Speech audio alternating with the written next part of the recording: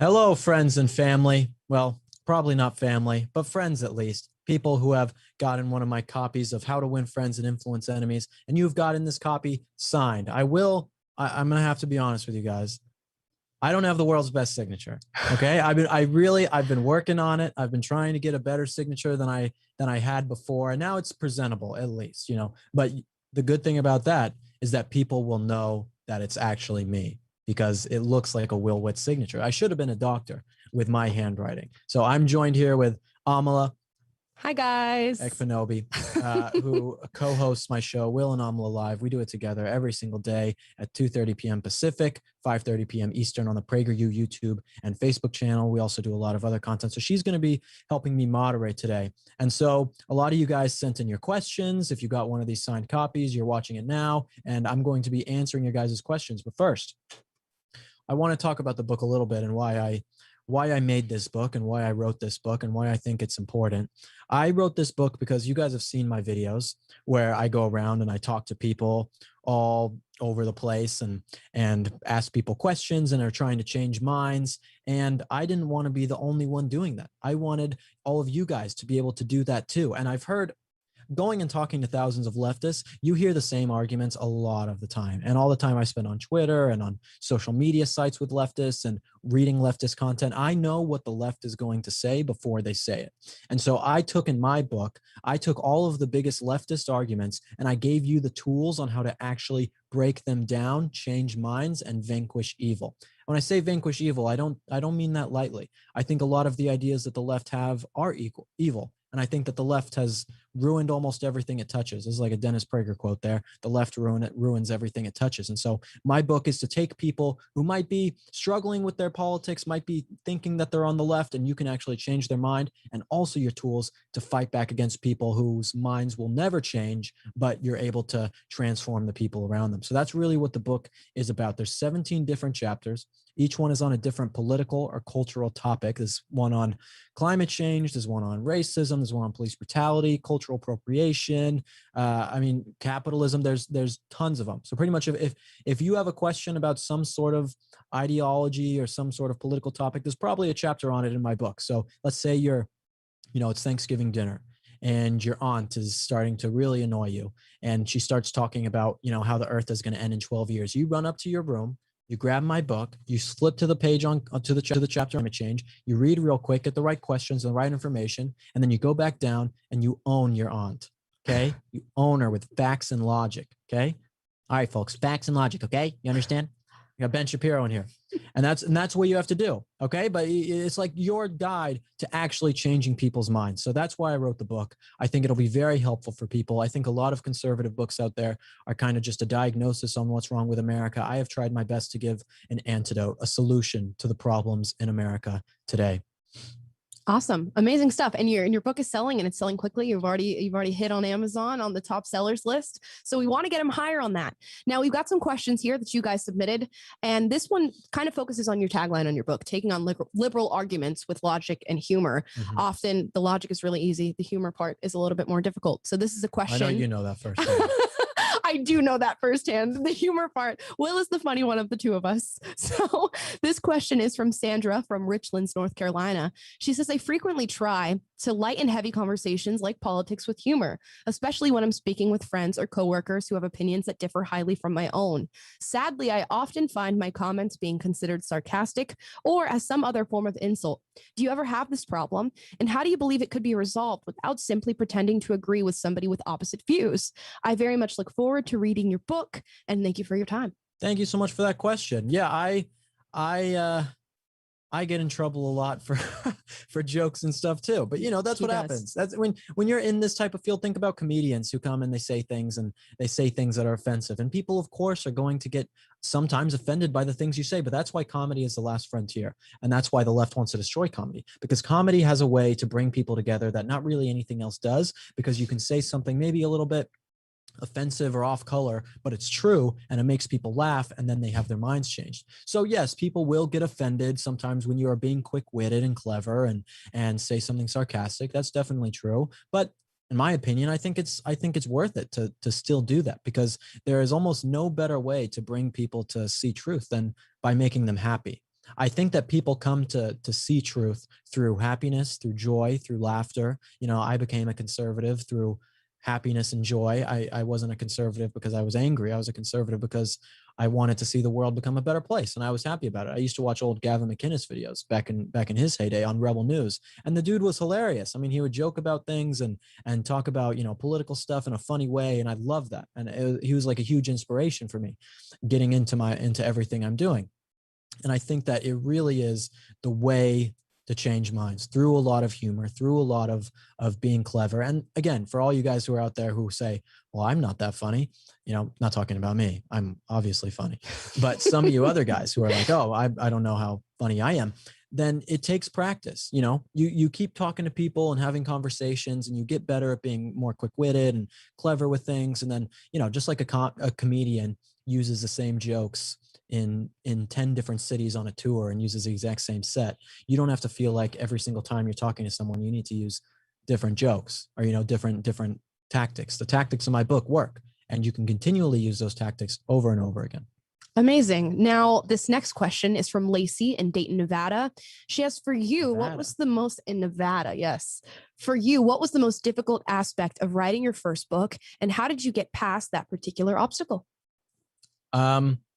I would say the most difficult part about writing my first book was actually not the book, writing the book itself. I mean, that was obviously very, very difficult, but writing the book itself was very separate from everything else, because I finished this book, 6 months ago? I've been done with this book for 6 months. And then after that, it goes into editing time and then marketing time. And the marketing, oh my goodness. I mean, that has been by far the hardest part of the book. I have a lot of followers. You know, you guys, you follow me on social media, you follow PragerU, you understand we have a lot of followers. But just because you have a lot of followers doesn't mean that people are going to buy your book. Mm-hmm. And that's and getting it out to everyone and not making it look like spam and having it be genuine, that I actually want you guys to buy the book and it's for a real purpose and it's not just for money or fame or anything, and trying to write news pitches every single day to send out to media to pitch me to talk about the book and news and stuff. I mean, I am exhausted. I am pretty tired. And tomorrow I'm actually at 6 a.m. I got a flight out of LA, heading to Dallas. I'm going to be on the Blaze shows all day. It's a Glenn Beck show among some other ones. And then Friday, I'm going to be in New York doing media all weekend. And then my book tour after that. So it's been very exhausting doing the marketing and everything like that. But I've had the best time of my life. I've never worked harder, and I've never felt better about the things that I'm doing, because this is a real book. How crazy is that? Amala thought that this was going to be on a Chipotle napkin. It was going to be my ideas. Yeah, that's exactly what I thought. Just like scribbled down with a Sharpie on a napkin. But it's real. It's like a real book. And so I'm very pleased with how it turned out and everything. And all of you guys who are sending me the pictures of the book that you got on Instagram and on Twitter and on Facebook. I mean, it's amazing. It's so cool to see. So despite it being very difficult, all of this, it's been the most worthwhile thing in the world. Amazing. So this next one, you don't have to work as hard for this one. Grace is giving you a multiple choice question. So Grace from Yucaipa, California writes, what do you think the country needs most? Better politicians, professors, or speakers like yourself? Well, he's doing his John Hancock. Man, this one wasn't as good. This one was. No, that's pretty good. That's pretty good. All right, let's show the audience. Can you guys? Yeah, they can see. You can put it up to the camera. My Sharpie fell on the ground. I will retrieve the Sharpie. What do you think the country needs most? I will. Politicians, professors, or speakers? I definitely don't think it's politicians, because we already have too many. You're going to knock everything. I don't think we need more politicians. Definitely not, because we already have too many. I don't think we need more speakers. I think we have a lot, which is exciting that we have so many. But I think we're doing pretty well on that front. I think it is the education. I think that if we don't educate the next generation with conservative principles, or at least American loving principles and freedom principles, then the entire country is going to be lost, because it doesn't matter if you have conservative politicians or conservative speakers or whatever else it is. If the next generation is just being brainwashed and indoctrinated within the universities and within the public schools, then you're basically entirely lost. So yeah, I think that it really comes down to the educators of this country. That's the most important, that we need more conservative, or at least freedom, American loving educators. And unfortunately, we're seeing a mass exodus of those right now. Yeah, they're all leaving. They're all leaving. That is very true. The next one here is from Connie in Westchester, New York. She asked, what research surprised you most during the process of writing your book? That's a good question about what research surprised me the most. I would say probably on the research in the socialism chapter. And because in the socialism chapter, I outline some of the most common arguments from the left. And then I talk about, what's it called? I talk about countries that have done socialism and tried it for practice. And you will find that there's way more countries than you know about, way more places than you know about. And all of these places, people died in massive amounts. And so I think that was probably the most surprising, because everyone knows about the big ones like China and Russia. But there are a lot of other countries that also experience the same type of things, the same type of socialist, communist dictatorships that had tons and tons of death as well from these failed Marxist ideas. So I think that was probably the most surprising. Now, that one was kind of sad. Let's move on to a more fun one. Yes, here's a happy question. This one is from Scott in Philadelphia. He asked, what are some of your favorite things to do during your free time when you have it? What are some of my favorite things to do? Bully Amala. That's probably so accurate. That's probably my favorite thing. Other than that, I would say I like to read. I mean, I don't know. I know that's kind of, if it's because some of it, reading kind of counts for work for me, because I'm usually reading things that I'm interested in that I will use in my work. So, but I like to read. I like to write. I really like listening to music. I was going to be a music journalist before I got into the political world. So that's what I was studying in college while studying English, to then be a writer about music. That's what I'm very into. So, no big deal, but I know a lot about music. And so that's what I really wanted to do. So I'd probably say listening to music is my greatest hobby, if that even classifies as a hobby. I think that classifies. I think especially if you're doing it avidly. Yeah. Amala plays music, which is way more impressive than listening. Thanks, Will. Yeah. That wasn't a bullying comment. No. Well, you wait until we get home. He's like, I'm not on my free time. Yeah, exactly. Yeah, this is work.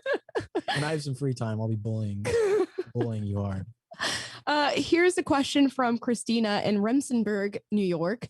She asks, what is the hardest thing about living in LA as a conservative? Given the results of the recent recall, are you considering moving elsewhere? Yes. Here, sign another one. Do I did sign another one. I don't know. I signed another book. Okay. I would say the hardest thing about living in Los Angeles is, I would say, probably the cost of living. I think that's probably the worst, because in Los Angeles, California in general, but especially in LA and San Francisco, the cost of living here is just so high, for rent, for anywhere, for going out and buying food and drinks and gas and all of that. I mean, it is wildly expensive, more expensive than really anywhere else in the country, except for New York. And I think that is probably the hardest part. And so of course, obviously the mask mandates and all those mandates, because I don't abide by them. I will just walk out and not have a mask on, and I get yelled at all the time. Yep. which is fine. That's okay. That's what happens sometimes. But, I think that's very frustrating. And I think that people who are in the same position as me, have the same ideas as me, but maybe aren't brave enough to do it, it must be incredibly hard for them to be able to do that. And so, yes, I am thinking about moving out of Los Angeles and going to Florida, hopefully. So, we have to think about these things. PragerU isn't moving anytime soon, so it's a delicate process, but who knows? We'll see what happens. Great answer. Let's see. Almost from Florida. I am from Florida. I would love to go back and see my old stomping grounds and be there and live there. My family's there too. So it's a great state. It is. I love Florida. Yeah. It's so nice. You can't hate on Florida. I know. And I think we've proven that. Yeah. Everybody tried. We had Florida Man, but you can't hate on Florida anymore. I stayed at the last time I was in Florida, I was in Miami, and I stayed at the Trump Doral, which was just a beautiful hotel. I mean, it's on a golf course. I mean, it's amazing. It was so nice. Mm-hmm. Just a flex on everyone. He's like, no further commentary. Yeah, just want to tell you that I stayed at this cool hotel. No big deal. This next question is from Ashley. She's also in California, but in Clovis. She writes, how does your faith and your political views intersect? And did your politics influence your faith, or did your faith influence your politics? It's a good question. Well, it was my politics influenced my faith, but now it's the other way around because I started out as a conservative before I was a Christian. But if you guys know my story or you got your book and you read the first chapter of the book, you'll understand that I was a liberal atheist my entire life and then switched to the other side. But I became a conservative before I became a Christian. But then I got baptized 9 months ago and it was an amazing day. And because of that, my faith has played a much bigger role. And when you are very strong and convicted in your faith, you start to realize that all of the answers for all of the different political topics out there can be answered through scripture. And so it's very important to be constantly looking at scripture and the values within the Bible and saying, okay, how can I use this to influence my political beliefs? Because this is the truth. And so using that, you will influence your politics by using your faith. And I think that people who put politics above their faith, I think there's a problem there. And you need to remember what is the most important thing in the world. Awesome. Now, this next one sort of plays into your plan after publishing this book and what you want to do. Cuba from Philly, Pennsylvania asks, I'm wondering, Cuba is That's the a name. Cool name. That is a very cool name. That's a very cool name. Although not in the recent news cycle, it's probably not a cool name anymore. No. It's like being named Venezuela. Yeah, it is. Well, Cuba asks, just wondering where you see yourself in 5 to 10 years from now. What is the next step after publishing a book? I know you'll still be a part of PragerU. Just got asked this morning. Okay. I'm in bed. It's 6 a.m. I woke up and I checked my phone and my publicist at the publisher, Katie, she texted me and said, hey, can I call you? 6 a.m. I literally just woke up. I call her and then we're on the phone and we talk about some things about marketing things for about 5 minutes. And then she's like, just wondering, like, what do you want to do after this? I'm like, Katie, it's 6 a.m. I just woke up and you're asking me this question right now. No, Katie's the best. I'm joking. It was nice of her to ask because of how well the book has been doing. It was very nice of her to ask, but I answered, and, I said, I never really want to be in politics. I don't want to run for any sort of office. I think that if I were to run for office, knowing what I know about the political world and how Congress works and how executive branch works nowadays, not how the founding fathers intended it, but how it works nowadays with the amount of bureaucracy and the money in politics and all of that. That's just like, I feel like I would not get much done being in politics that way. I feel like I would get things done to a much greater extent doing what I do now and more than ever running for politics. So if I were to run for politics now, I would only be doing it for my own vanity. I can admit that. I can come out and say I would be doing it for my own vanity. I wouldn't be doing it for the good of the country because the amount of good work that I'd be able to get done while in that position would be negligible. So I'm not going to be running for office anytime soon. So you guys can, count me off unless they elect me world leader or something, world emperor. Just world leader. Yeah. World leader, it's on my business card, world leader. But I really did enjoy writing this book. You learn so much writing a book. I like all the stuff that it's funny. I was talking to Amla. This was like a couple of weeks ago. I don't know, but we were talking on the show about some topic, and then you were like, you reference your book to talk about your own thoughts on the podcast. Right. And which he does. Which I do, because I wrote a lot in this book. That's lots of good information. Right. And so I use the information that I wrote in my book to strengthen my arguments on my show and through everything else. And so I learned so much writing this book, and I loved that. I loved learning. I've always loved learning. And so I think that I really want to write more books, and then I want to be able to speak more and probably have, my own show that's getting even more views or my own show with Amla. Okay. We'll be nice. Oh, thank you for putting my own me in there. show that is reaching just massive amounts of people and influencing a lot. That's really what I want to do. I want everything that I'm doing now to be expounded upon to the stratosphere, essentially. That's what I want to do. Amazing. There's something to be said for the fact that you used your own book for referencing and for telling the truth to people, because if the author is using his own book and not just throwing it by the wayside, that means you should probably get the book. Yeah. Or I'm really dumb. Or he's really dumb. Which the jury's not out on that.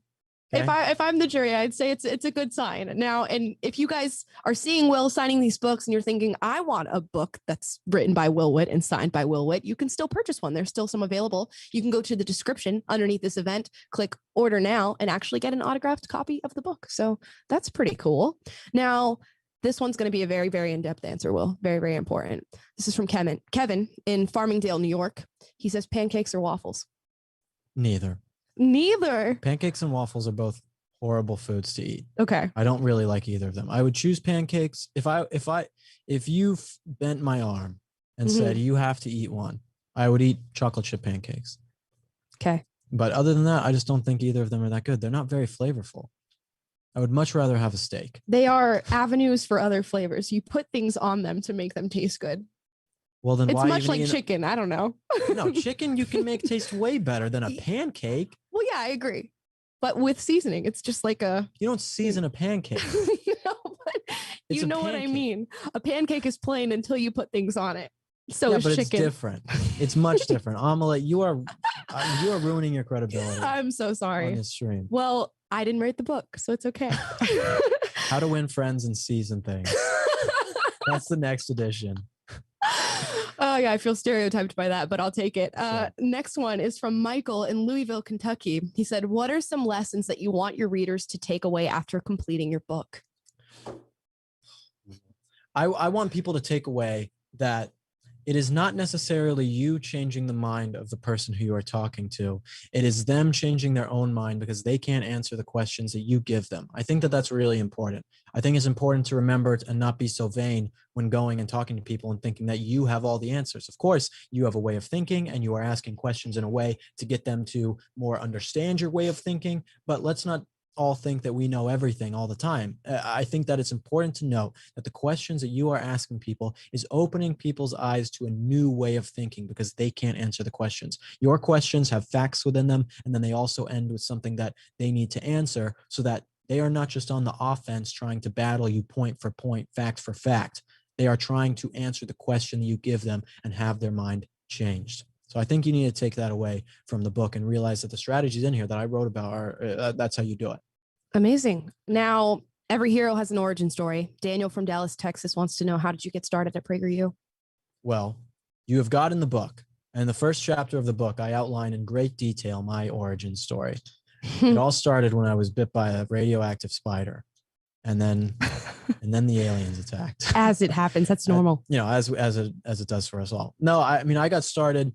I was in Colorado. I was a liberal atheist my entire life, and then heard about PragerU when I actually went to college and was starting to become a conservative. Again, I don't want to spoil everything because it's in the book. It's in the first chapter, everything in there. And some of you have probably heard this before, but I found out about PragerU online and I binged watched basically every single one of their videos and then decided that, I want to work with these people. So I made a video on my campus, taught myself how to edit and shoot the video, sent it to PragerU, and they loved it. And they offered me a job. Surprisingly, they offered me a job. And after 2 years of college, I dropped out of school, moved to Los Angeles with no money, no anything to go and do what I believe in.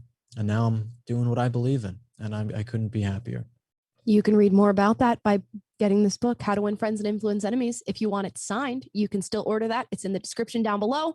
You can click order now and get a signed copy by Will Witt. He is signing them live for you right now. You could have one of these books that are sitting on this desk. How cool is that? We'll have Amala's fingerprints all over it. It will have, I will personally run my hand down all of these books. All right. Well, now I can't sell them. Now they're ruined. Your next question is from Herlina in Sierra Madre, California. She says, this is a general question about the youth in America. How do you think the youth view open borders today? Ooh, there's the beautiful signature by Will Witt. That was a better one. That was a better one. It's pretty solid. Well, I don't know how far they can see out their window to view the open borders, but they must have some very good eyesight. Oh no, not the dad jokes. That was a good one. That was a good one.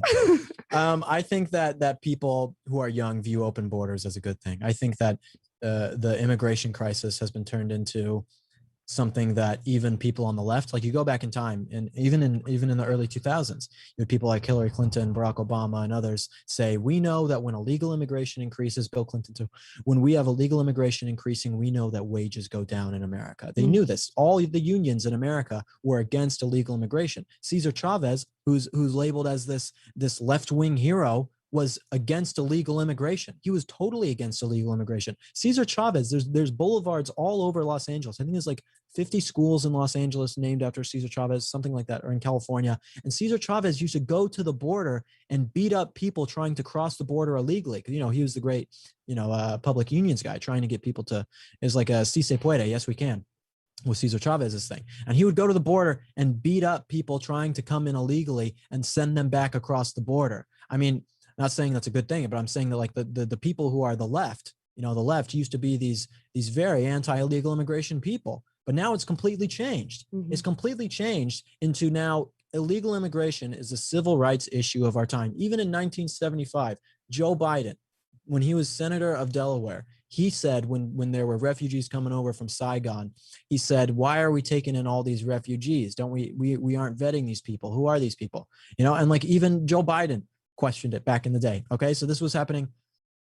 I mean, all over with the left questioning everything about this. And so I think it's totally changed into the new civil rights issue of our day. They're no longer called illegal aliens. They're called undocumented migrants, which is not true. They are illegal immigrants. Illegal. They want to take out the word illegal because they don't want people to know the truth about it, but they are illegal. If you illegally come into this country, you should be taken back to the country that you were from. You should be deported. Go back to the country that you're from. It seems like it's a common sense thing that a nation should be able to have sovereignty from the rest of the nations around it. It's so simple. Like, I don't know why there's even a debate about it. Why is there a debate? It's your own nation. Why do people get do people get to illegally enter your home?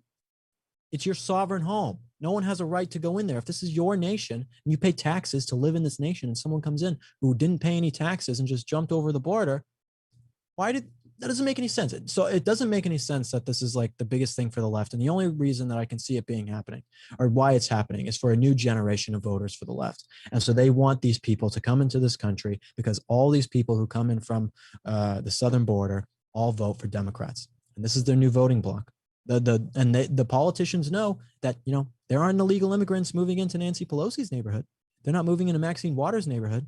So they're totally fine with them moving into the other parts of the cities and the urban areas and then setting up shop there. People like an MS-13 gang members, they're fine with that as long as they vote for the Democrats. They're fine with shelling out this country as long as they vote for the left. Well, I think people can tell that you're pretty passionate about this subject matter, which might lead into the answer to this next question. This one's from Leanne Kate from Manchester, United Kingdom. Manchester. You want to do that again? Manchester.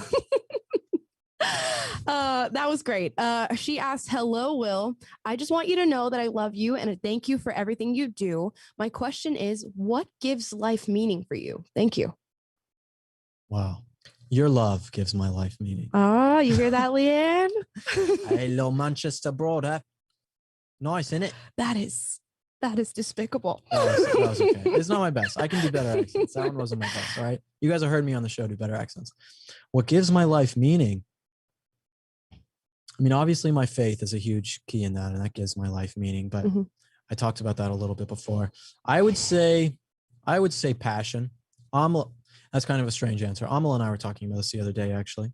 I would say that being able to have a life that is somewhat risky, that is dangerous, where I am doing things that are brave and standing up for something I believe in, that gives my life the sort of fire and zeal to continue to go on. I would feel like if I decided to live a mediocre life where I never left my comfort zone and I never took any risks and I never did anything in public and I was too scared to do anything, I would feel very, I guess depressed would be the right word. I would feel like I was lying to the people around me, and I would feel like I'm lying to the world, and I would feel like I'm lying to myself because I know the values and the things that I believe in. I would feel terrible if I didn't actually go and spread those things around. It's like when you know the truth, like when you have an epiphany and you get woken up to something, there really is no other option but to take that information and spread it. You really have no other choice when you have when this information is supplanted in your brain. Like you really have to go and speak the truth. So when I speak the truth and I live a dangerous life full of unsafe things, and I'm not going and jumping off buildings or anything. That's not what I'm saying. But I'm saying like my job in an ideological sense is somewhat dangerous. The things that I do is somewhat dangerous in a way to put myself on the line to do this. And so I have a real passion for life with everything I do. And so I think that really keeps me going, keeps me driven. Amazing. Well, here's some people that just want to congratulate you on this. They don't have questions. Madeline from Oslo, Norway says, so inspiring to see everything that you accomplish. Not a question. Thank you, Madison. I know you're in Norway. We're not really shipping books there, but you can get a digital copy on Amazon. You can get a Kindle edition. You can also get an audiobook on Apple Audio and Audible as well. Then this next one is from Michelle in St. Charles, Iowa. She says, I just want you to know how proud of you I am. I made the change at 30 years old, and you and Amala and the others so much younger. God bless you. The others. And the others. Have you seen Lost? I haven't seen Lost. No. Well, there's like the people who crash on the plane, and then there's the others. Oh. So that's immediately what I thought of. Any Lost fans, you'll know. Anyway. You're like, thanks, Michelle. Thanks, Michelle. I do love Lost, Michelle. Thank you. No, that means a lot to me. There's something unique about the compliment. I have a theory about this. Okay. There's something unique about the compliment of telling people that you're proud of them. I think that telling people you're proud of them is honestly like the best compliment you can give someone, because it comes from you, that you are not thinking of yourself at all in that moment, and you are happy to see that they have accomplished something great. It is like a selfless compliment in a way. Like when Amala is doing things and she does something really well, like a video or something, I say, I'm really proud of you for that. I've never said that before. I don't, but if I did, I feel like that's a big deal because it's totally selfless. When I got my Eagle Scout, you guys didn't know I'm an Eagle Scout. I got it at 15 years old. And my grandpa, Chocolate, who I dedicated my book to, actually, as you guys will see when you read it. And my grandma's Cookie. So they're Cookie and Chocolate. Anyway, I did Boy Scouts with my grandpa, and I got my Eagle Scout. And he's walking me up to my house after I did my board of review when I got my Eagle Scout. And he was kind of tearing up a little bit. And he said, I still remember this forever. He said, I'm so proud of you. And that was like the greatest thing in the world to me, to have someone who I looked up to as a role model tell me that they were so proud of me. That meant the world to me. And so I don't think that people say it enough about when they're proud of other people. I wish that people said it more, because I think that it means so much to people when they hear that. You feel it, I agree. I'm going to spend the next 5 to 10 years of my career waiting for Will Witt to tell me that he's proud of me. Well, don't hold your breath on that. But maybe someday, Maybe someday. You're making me proud right now. Oh, thank you. So a girl can only hope. You've been very helpful with this book. Thank you. You've moderated things, and you've helped me with marketing, and you've been quite the help. So you're proud of me. Well, let's not get carried away, but I am proud of you. I think you're doing a fantastic Thank job. you, Will. Yeah. Next question here is from Heather in Buckeye, Arizona. This one is going to be a little bit harder to answer here, but how would you recommend someone write the vaccine card mandates in California for behavioral health workers from a company management standpoint when the owner is against the mandates but decides to go with it anyways? I'm not sure if I understand the question. So I guess she's working in this behavioral health, from my deduction. I don't know. She doesn't know what to do, even though the owner is pushing for these mandates, even though they don't agree, and is trying to force the employees into getting vaccinated. What do you think is something that she could do? And what is your advice on people who are battling vaccine mandates in their jobs? Either find a company that will not require you to do it. If you don't want to get it and you are saying, no, I'm not going to do it, then find a company that supports you and says, hey, I'm not going to, what's it called? I'm not going to support you as a company. I'm going to go try and be employed somewhere else. Because there are a lot of, there was like this survey that like 4 out of 15 New York restaurants are not complying with their new vaccine mandate. Telling people that if you go into a New York restaurant, you have to be vaccinated. Like 4 out of 15 are actually complying. So that's great news. But I think that you have to make the tough decision.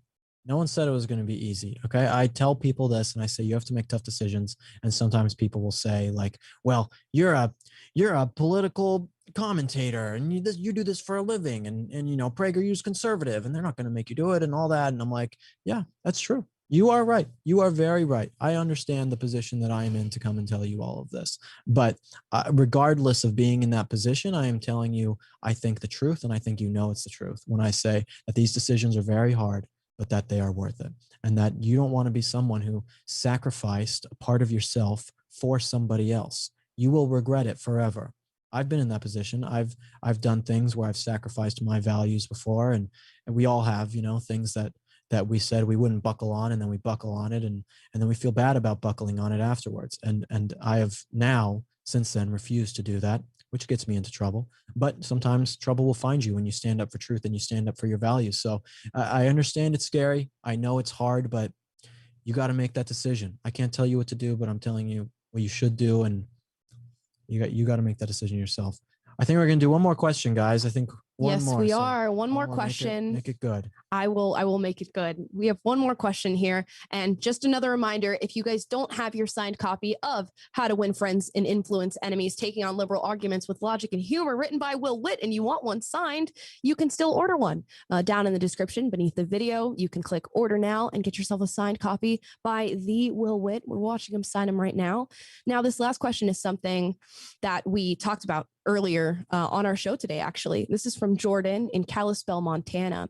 She says, how authoritative should conservatives try to be in government without being like the leftists who are cramming down on everybody? This is a very interesting question, because when talking about the vaccine mandates and stuff like that, like, I am obviously anti-vaccine mandate, but I am not anti-mandate in general. And this is why I'm not a libertarian. I'm a conservative. Okay. I fear God, and then I love America, and then I'm a conservative. But I like CRT. Like, I am for a mandate banning CRT in our schools. I am for mandates banning children from getting sex changes pushed on them by their parents. Also, like, I'm for mandates on all sorts of things. So I don't think there's necessarily a huge problem with being, I don't want to say it this way because this isn't the word I'm looking for, but being someone who imposes a rule of law for things that are right. Like, people say you can't legislate morality. It's like, yeah, you can. What do you mean? That's what is happening all the time. It's literally in the Bill of Rights. They legislate morality. I mean, what am I thinking? Yeah, in the Bill of Rights and the other amendments, like, you're legislating morality, like saying that you can't murder someone or saying that you can't steal from someone. Like, yeah, those are biblical values in the 10 Commandments, but they're also legislated, and you are legislating morality essentially there. So if you're saying that CRT is immoral, then you should ban it. Then you legislate it and say, yeah, we don't want this in our schools. We're going to ban it. So yeah, it's just like you would ban porn on a children's computer at school. Like, you can't go on bad sites. You are legislating it that way and saying, no, they can't go and see this. It's the exact same thing. If something is immoral and not for or evil, if something is evil, then you should be fighting to ban evil. You know, I don't think there's necessarily a problem with what you are referring to as authoritarianism. Conservatives should be looking to ban evil, you know, let people be free to make individual choices, but on large scales of things that people are required to do, like education and go to work and things like that, then you need to figure out a way to stop evil. And sometimes that is through legislating morality. So guys, thank you so much for tuning into this. I really appreciate it. Like I said, we hit #1 in some categories on Amazon, and a truly amazing accomplishment. And from all of you guys for purchasing the book, pre-ordering it, just being absolute firecrackers and fighting and being studs or studesses for conservative values. Studesses? Sure. Yeah, you know, I'll take it. You're a studess. And for being just fierce, brave warriors standing up for your values. I can't tell you how much that means, that I know that you guys who have purchased my book and are seeing it are going out there now with the tools and saying, I'm not going to be scared any longer. I'm going to go out there super strong, head on straight, forward charging, and change minds and change the culture you see around you. So I am very proud of all of you for being those types of people and doing that. I say that genuinely, and I really mean it. And thank you from the bottom of my heart to all of you guys for purchasing the book, being on this live, and you can still get a signed copy in the description down below. Amala, I am proud of you. Wow. I am proud of you. Little tear. Thank you. Of course, you're welcome. I think everybody should buy this book. It is really well done. Will worked really, really hard. I will say this again. I said this on the Dennis Radio Show when we hosted it. I've never seen somebody who works as hard as Will Witt, not just on this book, but on everything. So he really deserves everything that's going to come from this, and stuff is coming. I mean, he's hitting the bestseller list on Amazon, and we can only make that go higher. So we do that with your support. Guys, go and buy his book. You will not regret it. It will help you. Yes, it will. Thank you guys so much. We're going to log off now, and we will see you later. Peace.